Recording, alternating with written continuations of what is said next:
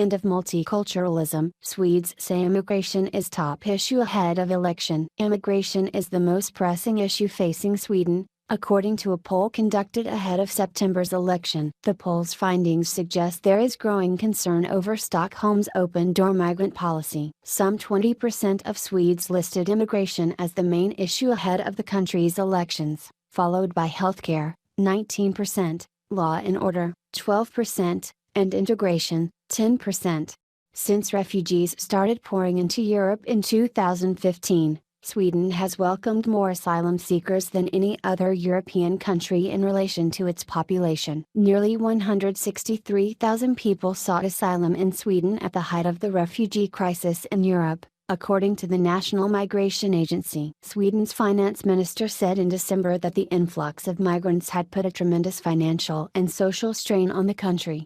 Integration is not working properly. It didn't work before the autumn of 2015 either, but for me it is obvious that we cannot have a larger asylum reception than we are able to integrate, Magdalena Andersson told the Dagens Nyheter.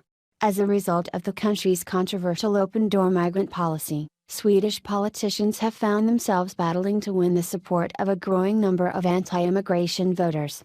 Sweden's ruling Social Democrats announced in January that it would court 350,000 undecided voters wavering between them and the anti-immigration Sweden Democrats with the slogan of better welfare, law and order, and faster integration.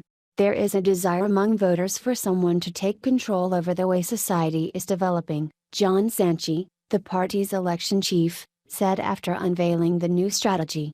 Restrictions imposed after the initial wave of refugees in 2015 resulted in less than 30,000 people coming to Sweden the following year, with even smaller numbers in 2017. Like this story? Share it with a friend.